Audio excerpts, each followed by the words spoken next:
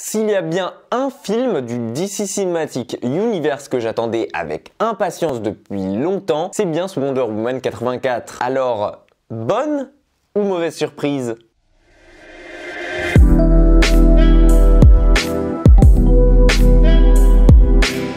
Après de multiples reports et finalement une sortie uniquement aux États-Unis, Wonder Woman 84, la suite du premier épisode paru en 2017, débarque aujourd'hui par chez nous en DVD et en Blu-ray. Et quand on voit le résultat avec Sacrée Sorcière, il est normal de se demander si ça vaut le coup d'acheter. Comme vous l'aurez compris, cette suite se déroule bien des années, même des décennies après le premier épisode, à la grande époque des années 80. Et en 1984, plus précisément, lorsque Diana Prince et son équipe tombent sur de nouveaux objets de contrebande et parmi eux se trouve une pierre assez bizarre au pouvoir surnaturel. Une pierre qui semble exaucer les vœux, mais qui ne fait pas que ça, puisqu'elle semble prendre en contrepartie à l'hôte quelque chose d'important. Mais ça, elle ne l'a pas encore découvert, et c'est lorsqu'elle tombe sur Steve, son amoureux disparu pendant la Première Guerre mondiale, qu'elle va se rendre compte du pouvoir contenu dans cette pierre, et qui est bien trop dangereux pour être utilisé par n'importe qui sur Terre. Malheureusement, et dans le même temps, un certain Maxwell Lord, un homme d'affaires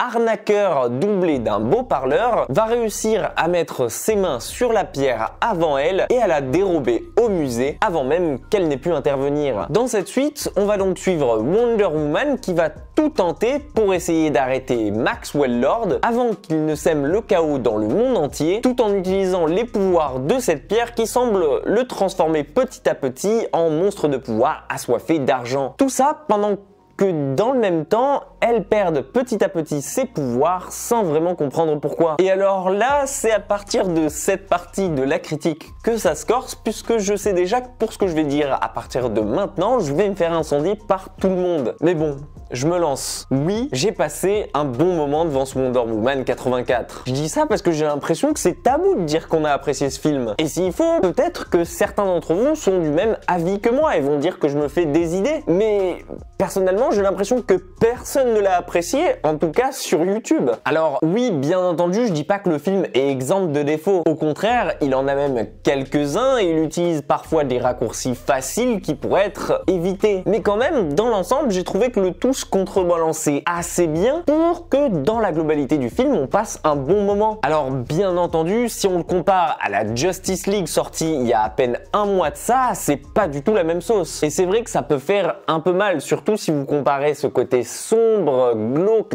dark, héroïque et classe, bref, cette claque visuelle que nous a foutu la Snyder Cut. Mais bon, faut pas oublier qu'ici c'est un film Wonder Woman et que dans le titre, il y a 84, donc il se passe dans les années 80. Donc c'est normal qu'il soit coloré, que l'ambiance soit un peu plus détente et plus fun que dans la Snyder Cut. Une ambiance que personnellement d'ailleurs j'ai trouvé plutôt bien retranscrite, que ce soit entre ses couleurs flashy, ses musiques funky, ses coupes de cheveux de l'époque, même la manière de filmer certaines cascades qui pourront faire penser à certains films des années 80. Bref, tous ces petits détails qui, pour ma part, m'ont fait apprécier le film et qui, je pense, pourraient être appréciés par tous les fans de Retour vers le futur ou de Stranger Things. On y retrouve d'ailleurs un Pedro Pascal en pleine forme, tout juste après The Mandalorian, et qui, pour ma part, est un gros point fort de ce film puisqu'il rentre parfaitement dans son rôle, puisqu'il est excellent et réussit à nous faire croire au scénario avec Gal Gadot. Pour ma part, c'est un film de super-héros coloré, fun et doté de multitudes de clins d'œil à l'époque qu'il représente et dans lequel on aura du mal à s'ennuyer. Bref, c'est Wonder Woman dans les années 80. Mais ne vous inquiétez pas, pour ceux qui voudraient du sérieux dans ce DCU, l'enjeu reste tout de même présent et important au scénario. Et j'ai trouvé pour ma part que c'était un film féministe qui appuie bien ses propos et d'une façon raisonnée. Pour une fois, c'est pas forcé à l'écran et c'est même bien amené en plus de la morale qu'il apporte à l'histoire. Bref, j'ai pas honte de vous dire que j'ai passé encore une fois un bon moment devant ce Wonder Woman 84, toujours de Patty Jenkins. Et je vous encourage même à aller le voir par vous-même et à vous faire votre opinion dessus parce que